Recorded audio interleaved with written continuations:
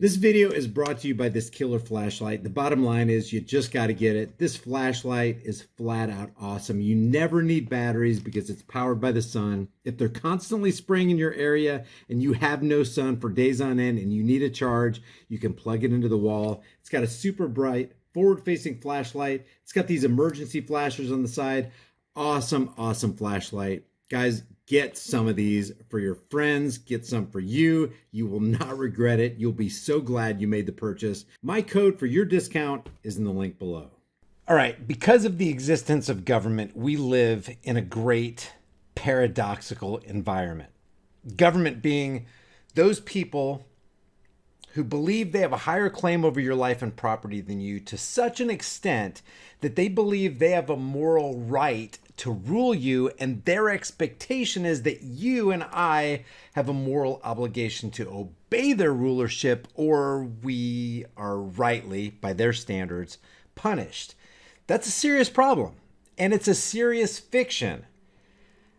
And even though it's a fiction, and we know that the reality is nobody has a higher claim over the life and property of others, we still have to live with the ramifications of that fiction because people believe that fiction. And because they believe that fiction, they act on that fiction, and they believe that you better obey them or you're going to be punished. So we're basically forced to play the game of fiction. And that's where we come to this video right here. Now, I want to give a real big shout out to a YouTube channel. Matter of fact, I'm going to subscribe to him right now. I just noticed I'm not subscribed. I'm going to hit the bell notification icon.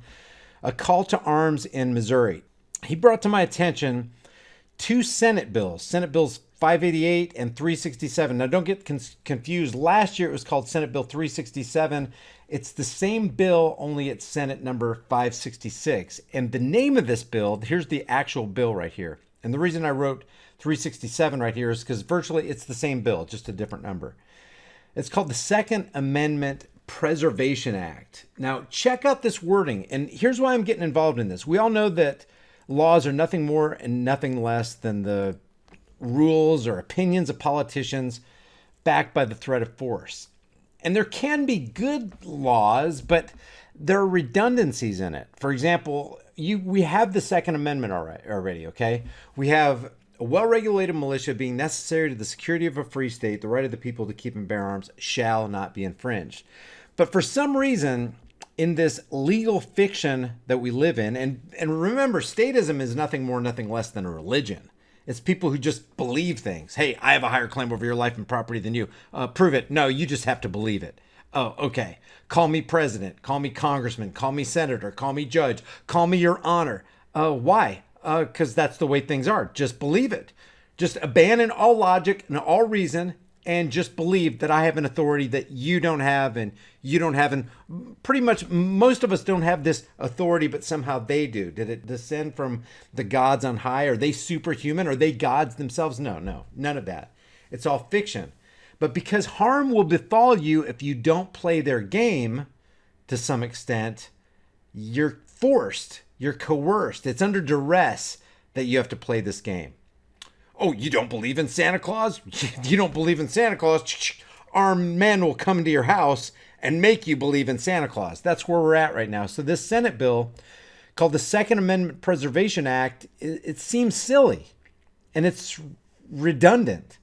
If the Second Amendment is the law of the land, why would you need a law to protect the law of the land? But that's where we're at these days. And that's where A Call to Arms in Missouri brought to my attention this Senate Bill 588, also known as 367. And I just want to go through this real quick, and I'm going to leave all these links that he has in his under his video, in his description or comment section of his video, and I'm going to leave these links for you to click on if you want to, okay? But getting involved in this kind of strengthens a particular segment in what's known as America and kind of makes it a sanctuary state, so to speak, because you put another layer of protection guarding individual liberties. And so you put this fiction into the minds of the people who are already plugged into this fiction, and it kind of makes things better for the rest of us. And that's why I'm talking about this. So this is Senate Bill 588. And here's the summary on 588. I'll put all these links, guys, in the description, but the summary is Senate Bill 588. This act creates, quote, the Second Amendment Preservation Act and lists various declarations of the Missouri General Assembly regarding the United States Constitution and the scope of the federal government's authority. Now, we all know that authority is fictional authority, okay? It's a legal fiction, but we're going to play this game. In addition, the act declares that federal supremacy does not apply to federal laws, take it with a grain of salt, laws that restrict or prohibit the manufacture, ownership, and use of firearms, firearm accessories, or ammunition within the state because such laws exceed the scope of the federal government's authority. And within their fiction, that's true. Laws necessary for the regulation of the land and the United States Air Forces are excluded from the types of federal firearms laws that exceed federal authority. I would disagree with that. The armed forces, they're just made up of human beings like the rest of us. Nobody has a higher claim over your life and property than you. I don't care if they're in the armed forces or they're called president or congressman or senator or your honor or judge or whatever. It doesn't matter. It's all illusory. This act declares as invalid all federal laws that infringe on the right to bear arms under the Second Amendment to the U.S. Constitution and Article 1, Section 23 of the Missouri Constitution.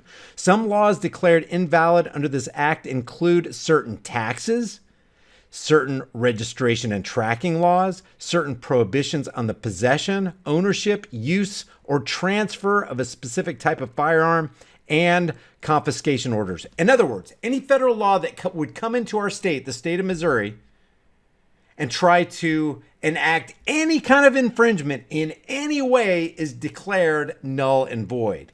The act declares that it is the duty of the courts and law enforcement agencies to protect the rights of law-abiding citizens to keep and bear arms. Now, here's another illusory term. We're not citizens. We're not subjects of a corporation. We're individuals. We have individual rights. We don't have citizens' rights given to us by government. Under this act, no public officer or state or local employee has the authority to enforce firearms laws declared invalid by this act. So basically, all infringements are declared invalid by the Second Amendment, but because the federal bureaucracy has become so large in scope, individual states feel like they have to protect themselves from the federal overlords, which is a good thing if you're playing this game of fiction. And it looks like a good idea to probably involve yourself in this kind of fiction because it does offer another layer of protection. It's sad, but it's true. And that's our paradox that we live in.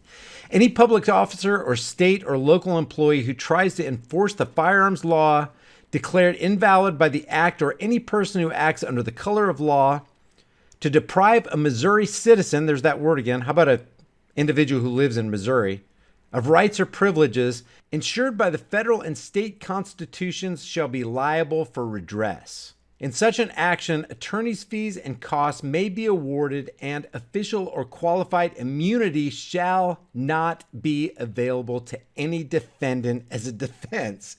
This completely tears down qualified immunity of any law enforcer or state agent. That's a good thing.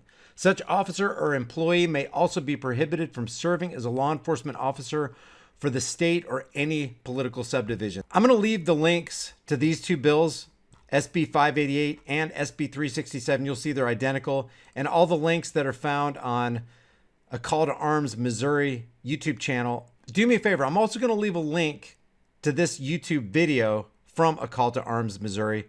Let him know that High Impact Flicks is on board with what he's doing. And if you live in Missouri, whether you live in Missouri or not, and you want to support this bill, all those links will be in the comment section below. Please try to watch this video right here because I can't remember this guy's name, but he gives instructions on exactly what to do so that we can all become unified and just come together on this. I mean, from the outset, taking all the fictions into consideration, this is a dynamite bill. If they can actually do what this bill says it's going to do and be a Second Amendment Preservation Act, it completely preserves a person's right to a personal piece of personal protection equipment that helps keep people safer. And maybe this will save lives. We already know from statistics that year after year, over 200,000 women use a firearm to protect themselves from rape, murder, whatever.